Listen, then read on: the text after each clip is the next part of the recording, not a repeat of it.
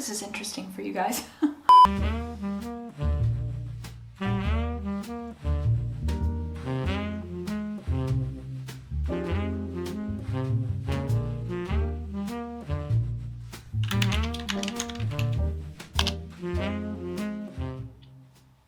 Hi guys, welcome back. If you're new here, my name's Bethany. I'm the girl behind Well Loved Knits, and today I wanted to sit and chat with you guys and get a couple of rows in on a project that I'm working on.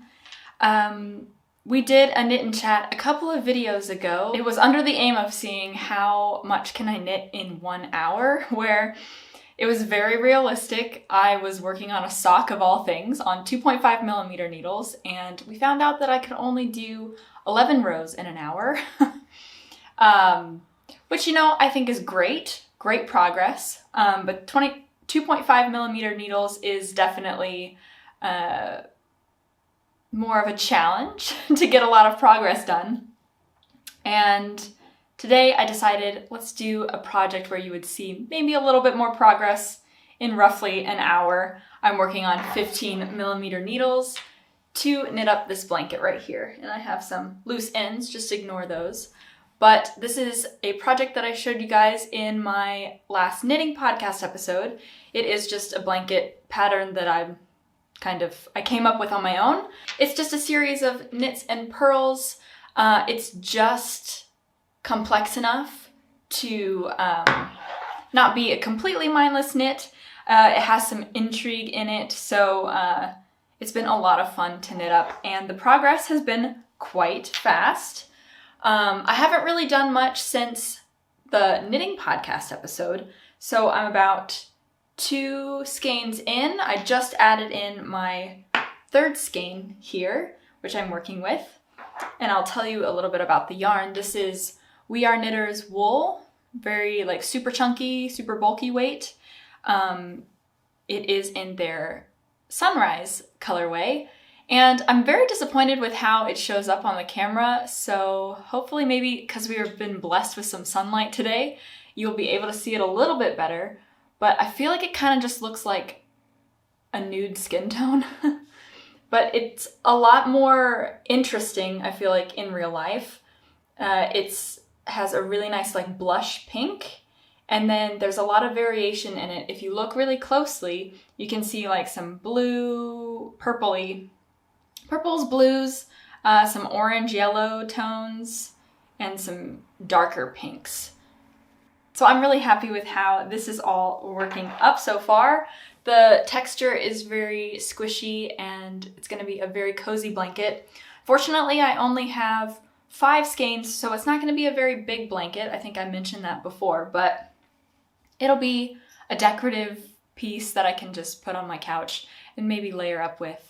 And it will be very nice to have this month because yesterday we got snow. It was such a cozy day yesterday. Today we're very lucky to have some sunlight. I'm very happy for that. But yesterday it was a really gray day, but it was snowing. More like a mix of snow and rain. It didn't stick on the ground, but by the end of the day, there was a little small layer on the cars outside, which was really nice.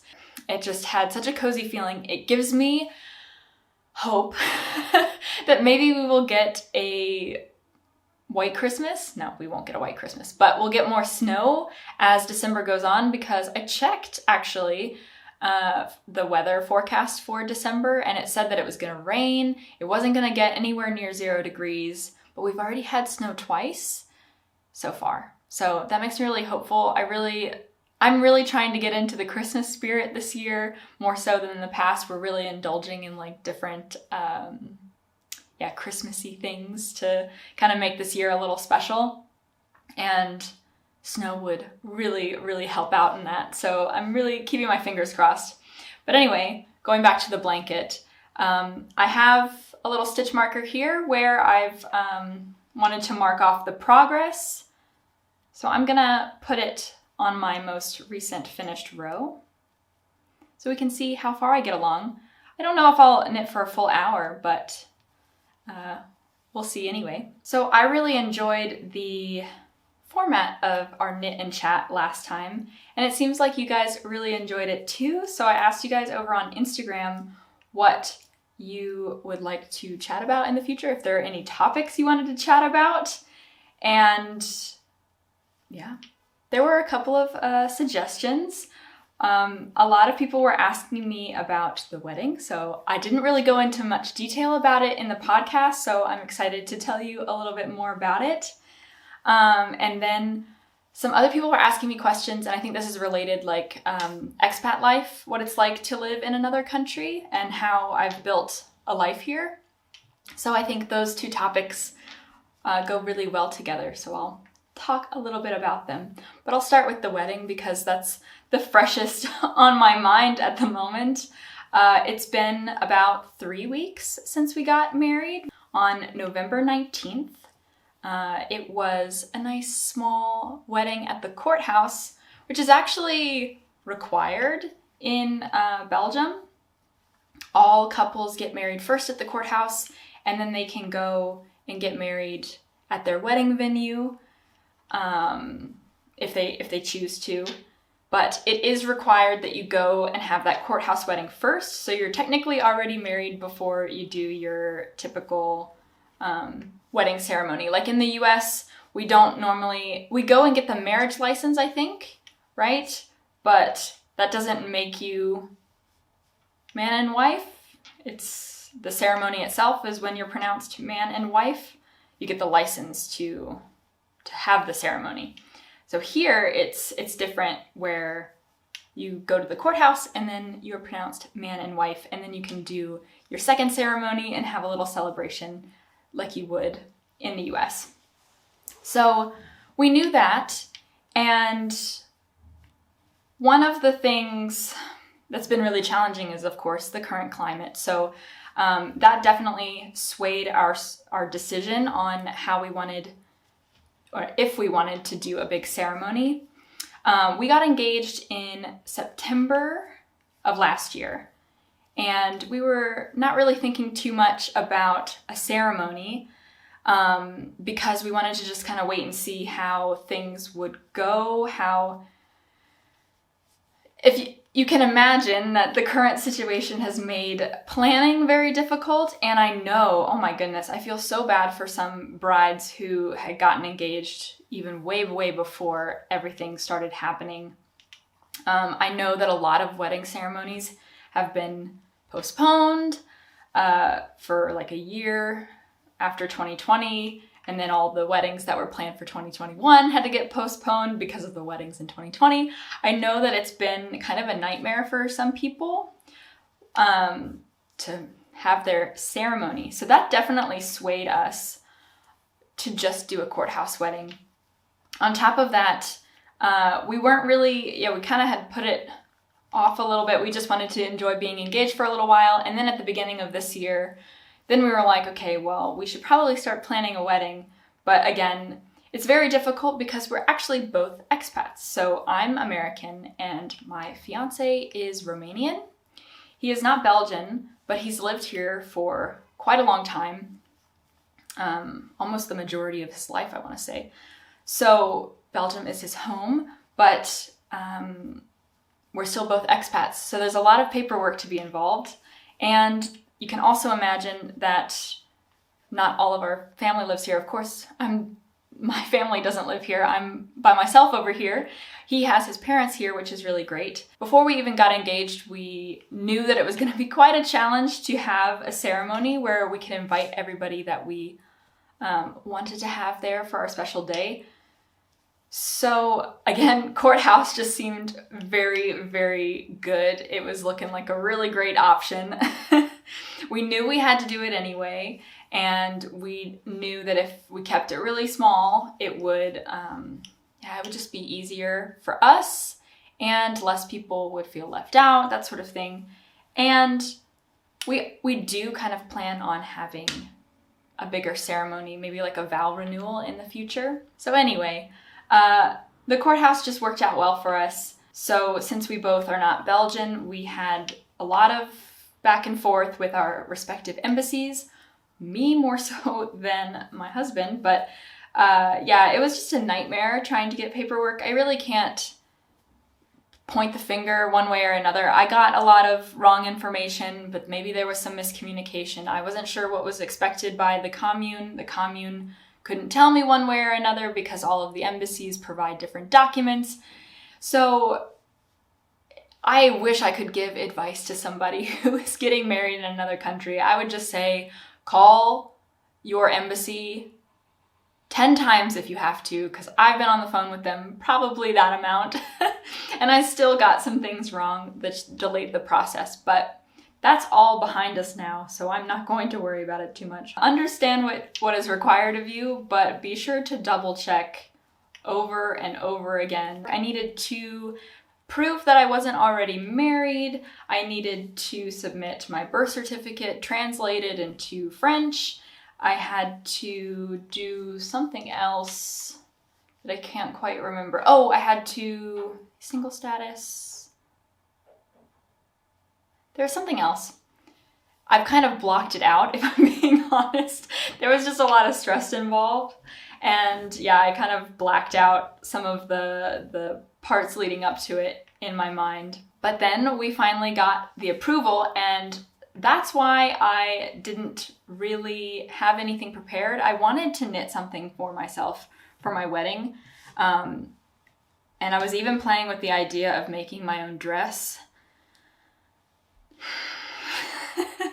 I have these big lofty goals sometimes, and I'm glad that I decided not to, because really it all just happened so fast, because we were starting to get really frustrated with the paperwork things, and we were getting really nervous.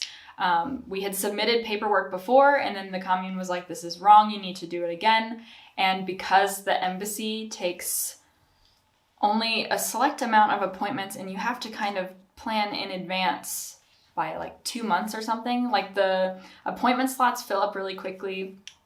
So you have to get there early, like on their online system, you have to request an appointment early, but they mainly fill up. So unless you're like planning 2 months in advance, you're not going to get an appointment. So that's really what delayed our process a lot. But it finally happened. And in October, we went to the commune for the last time to try and submit our paperwork. We were extremely nervous. We were really hoping, but everything turned out great. It was perfect. And then that's when we were like, okay, so when's the soonest possible date that we can get married? And they said November 19th. So we said, okay, that's what we're doing. I called up my parents immediately and was like, hey, this is when we can get married. Can you make it? And so glad that they could. It was really special to have, of course, my parents be there. I wouldn't have wanted to do it without them. We were worried that it might have to happen because of some restrictions, but no worries there. They managed to get here, and that was really, really special. So it was myself, my husband, our parents, and we did the courthouse wedding. And it was in French. We had to have a translator because I speak a little bit of French, but I don't have legal terminology I'm okay with, like, having small talk, let's say. I'm good at ordering food. I'm good at doing transactions at the supermarket, but my legal French is not great. So it was really important to have that translator there. Yeah, I was expecting it to be a very transactional appointment, to just get married, to just go sign some papers, but it was actually like they did a really good job making it into a ceremony of sorts. Because, and I didn't know this, but Ross did, he knew that there was going to be a piano playing, and as soon as we walked up the stairs to go, it was like this conference room area. It honestly kind of felt like a very UN-esque room, like they were sitting at this rounded table with some microphones, so it felt like we were going to some kind of like state hearing, I don't know, But we walked up the stairs to go, and before we entered the room, the piano started playing. I think it was the wedding march. And that was just, I started bursting into tears. It got me. I didn't have like those wedding nerves, but I did get very emotional during the ceremony. So that was a fun surprise to hear the piano. That it was funny that it just like sent me over the edge and I started crying. And then I was very tearful. But let me go back to the very beginning. How did I even get here in the first place? I studied abroad in Belgium in 2015. It was a semester only. I wasn't even going to study abroad in Belgium. That's the craziest thing. I wanted to study abroad in Sweden. I mean, I still want to go to Sweden, but I didn't know anybody from Sweden. Oh, maybe that's a lie. But it was very random when I wanted to study abroad. Why did I pick Sweden? I guess I've always been kind of attracted to the Nordic countries and colder weather, I suppose. And yeah, so I had that in my mind, and I was doing a lot of research to go to Sweden for a study abroad semester.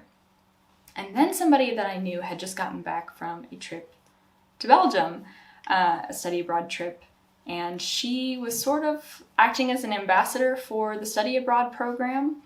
And she sat down and she wanted to tell everybody about the experience. And since I wanted to study abroad, I sat down with her, had some coffee with her, and wanted to just hear about her experience. And yeah, wanted to learn more about the program that she went through and everything like that. And she had such an amazing time here in Brussels that it really made an impression on me, and I was just like, okay, I'm gonna go. It really spoke to me. And then I decided, okay, I'm gonna go for the fall semester of 2015. That was my senior year. And I just went for it.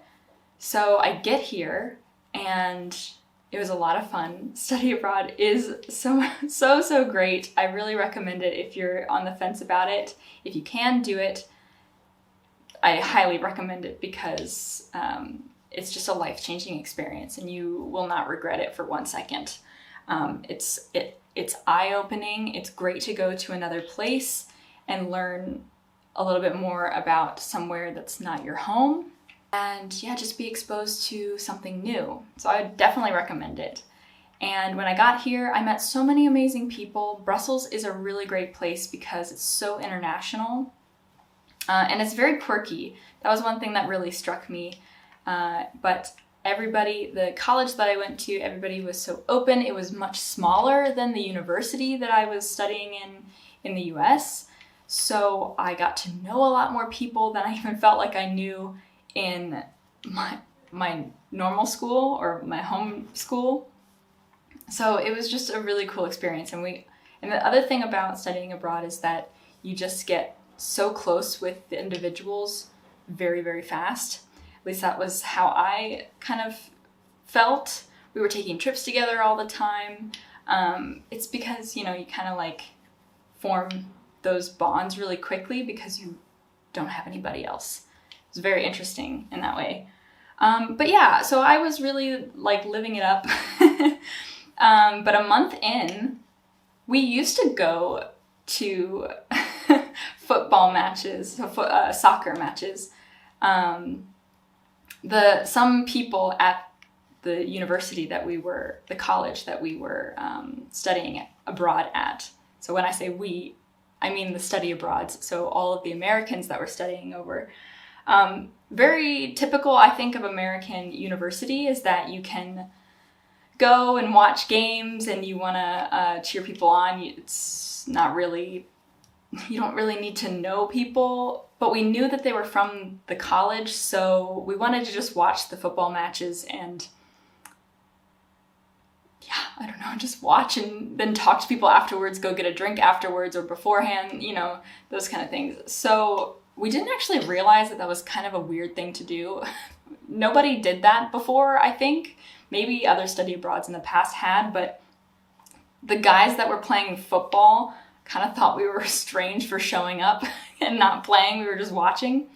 But it was something that was very important to my story because one of the days we decided to go, that's where I met my husband. And he was in a class of mine, but I had never really talked to him all that much. But I met him while he was playing goalie for one of the matches. So I remember, just sitting there watching the match. He was being kind of silly. We had drinks beforehand, so that's probably why he wasn't playing to the best of his ability, I suppose. But that really like struck me. He seemed like a really funny guy, really carefree, so much that I talked to him afterwards, and I kind of like I was interested in him. I thought he was really cute. And I just wanted to chat with him a little bit more. But that was the first time that I had met him and he had met me. And we had a little bit of a connection, but nothing major. But it wasn't until a couple of days later that we had met each other in town. And there was like a party where we were doing, was it a pub crawl or something like that? We were going out to the bars, and I had met him there. He wasn't with us the entire time, but he happened to be at one of the bars that we had made a stop at. And then we got to talking more. And after that night, we just kept talking, and we met up in school, and we had lunches together. And then we went on our first date, maybe I want to say like a week or a week and a half later. And after that, we really were inseparable. I think some of the study abroads thought it was crazy. And one of them even looked at me and was like, you know what? I think you guys are going to get married one day. That's hilarious. Because she was so right. That is like our origin story, how I ended up getting here, because that was September. So that was only a month into my semester abroad. So for the next 3 months, we were inseparable. We were in a pretty serious relationship. I kind of knew that it was gonna end. In the back of my head, I knew that it probably wouldn't last forever, but I never really thought about it. I just made it, and I think that can speak for both of us when I say we never really considered that it would end, because when it was time for me to go, we just did long distance, and that was that, you know. It wasn't anything like, we didn't have like a huge debate about it. It was kind of just something that we both felt we were going to do. I couldn't stay there forever because I had things that I needed to do. I had 1 semester left of college, and he also needed to graduate school. I had a job offer right out of school, so I didn't do a master's, and I just started working. And throughout that time, we were doing long distance. I want to say it was long distance for about a year and a half. To be honest, the whole situation, I think I've kind of blocked it out. I really like to focus on where we're at now and how good it is now with us. But it's nice to think back on our great memories, but I much prefer us now than I even do then. You know, I don't envy us in one bit, you know. Long distance is really difficult. And especially doing it for a year and a half. I think at some point we kind of just knew that we had to either be together or we had to move on, which came after a point where I think we were apart for 6 months, and that was kind of our breaking point. We really could not be apart for any longer than that. And I think that's what communication is really important in long distance relationship. We were talking every single day. We would do FaceTimes every single day. We would try and play games together, watch movies together. But even still, if you haven't seen each other physically for 6 months, I mean, that's really hard. So if you are going through a long distance relationship and you're going through something similar, I feel for you, because it's not easy and you guys have to have a lot of commitment. And I think anybody who goes through long distance really, you guys are going to do it, you know. If you make it that far and you're able to have that communication, I think you guys can get through anything. And that's kind of how we felt about our relationship. We knew that we could get through it, but we needed to make a decision. And that's where I decided to come to the US. So that's how I ended up here, because I had a year of experience under my belt. I knew that real life job experience is really valuable to a company. So I felt like I had a really good chance of getting a job over here. I was fingers crossed anyway. I was really hoping. And I was also up for an adventure. I think at the time I was really like, yeah, I can do that. No problem at all. That won't be an issue. The only thing is that he would need a job to support me. So as soon as he got a job right out of school, I made plans to move. So I quit my job and then I moved over here, and I arrived here in June 2017, which just feels like ages ago. It's just crazy how much time has passed. And in 2017. Yeah, 2017 is when I got here. I didn't find a job right away. I was doing French lessons while also applying to jobs. It took me about 6 months to find something. Lucky for me, Brussels is a pretty international place, so it wasn't very difficult, I think, to find a job that found English valuable. So I was really lucky to get a job in communications, what I studied, that also required English. So that was perfect, you know. I felt very, very lucky to find that job. It wasn't really a difficult adjustment for me because I had been here before. But it was a little bit different because I will say, you know, when you just get out of college, you have a life that you're kind of used to. You see people a lot. You have friends from college. You're hanging out with them all the time. College is just a very special time of life where you're very social.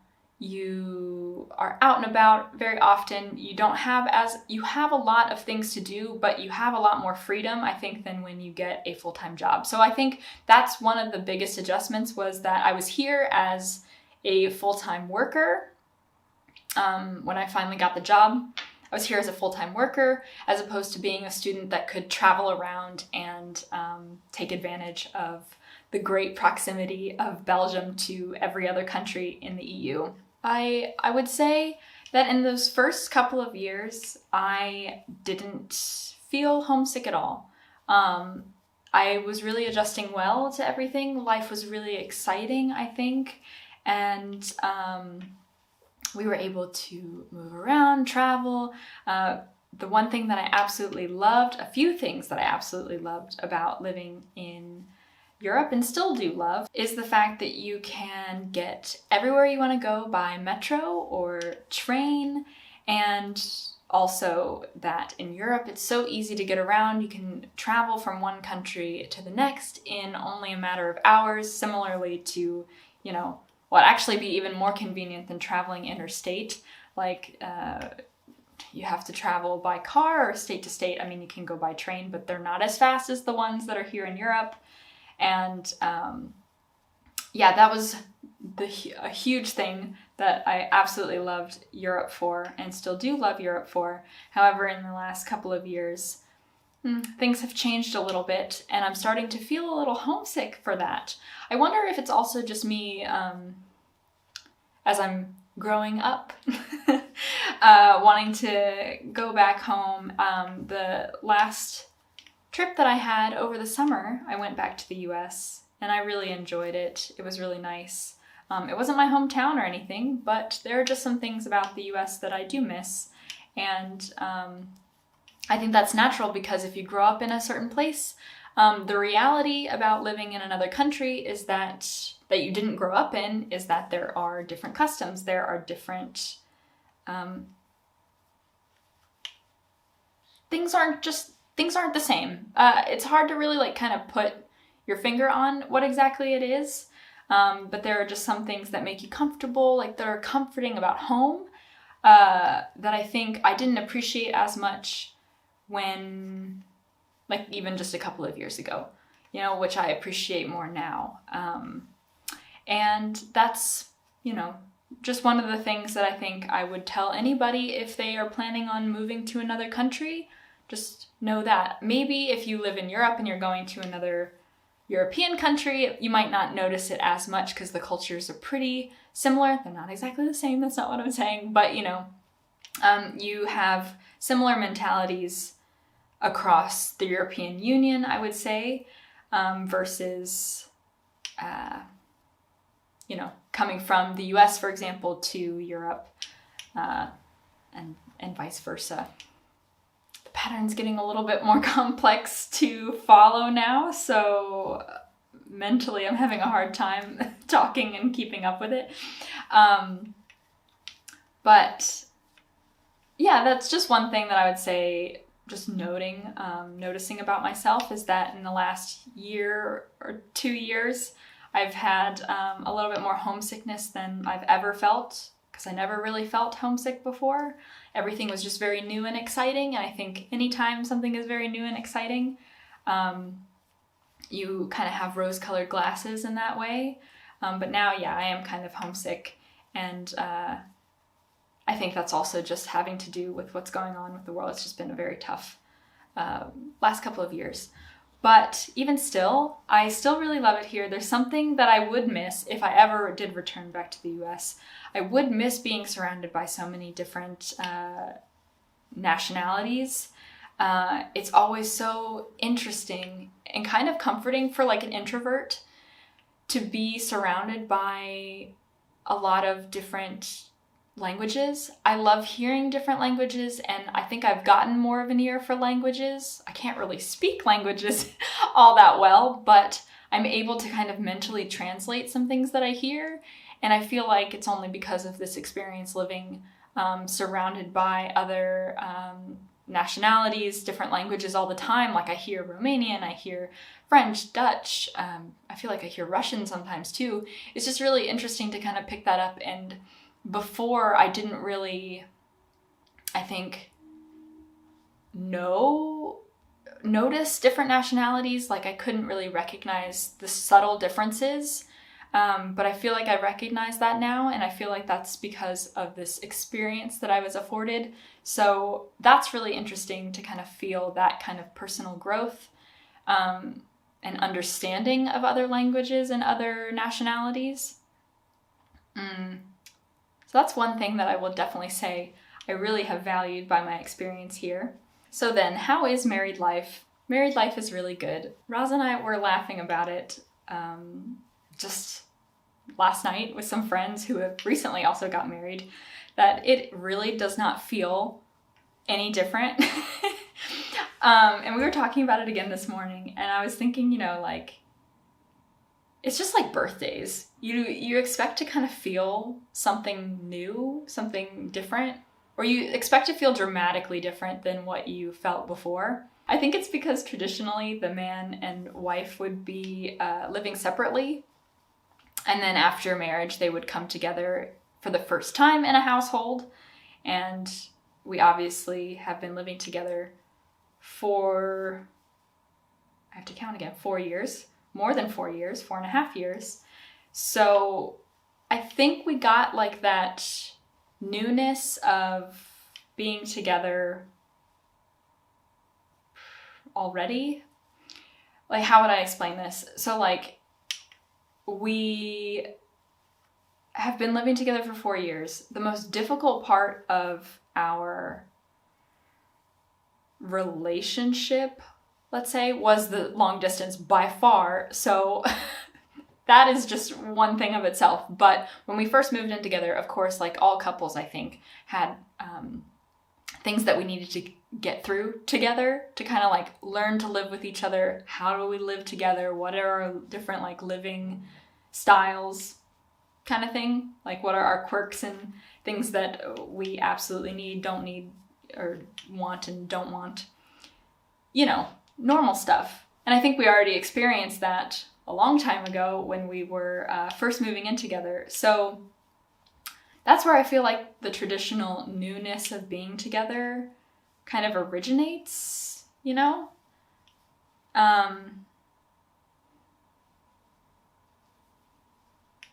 I really messed up this pattern. Oh my God. I'm gonna have to go backwards. I think I wasn't paying attention. Well, I definitely wasn't paying attention, but like, dang, like really bad. It would feel a lot different if we had obviously not lived together. So I feel like actually it's a good thing, because now our first couple of weeks of marriage, I guess we haven't really been there that far yet.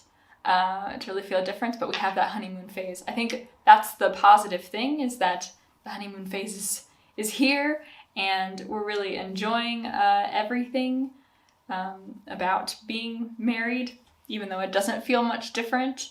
I think it's kind of, I like the fact that we lived together first, kind of got used to each other and know what to expect from one another and what the other person expects, and how we can serve each other in that way. I'm just happy that we've lived together already, so that we don't have anything to kind of take away from the happiness of being together. Like if I left a dish out or something, or vice versa, I wouldn't want not knowing expectations to kind of ruin the moment. Does that make sense? I hope it does.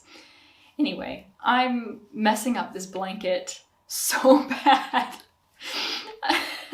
I hope whatever you're working on is not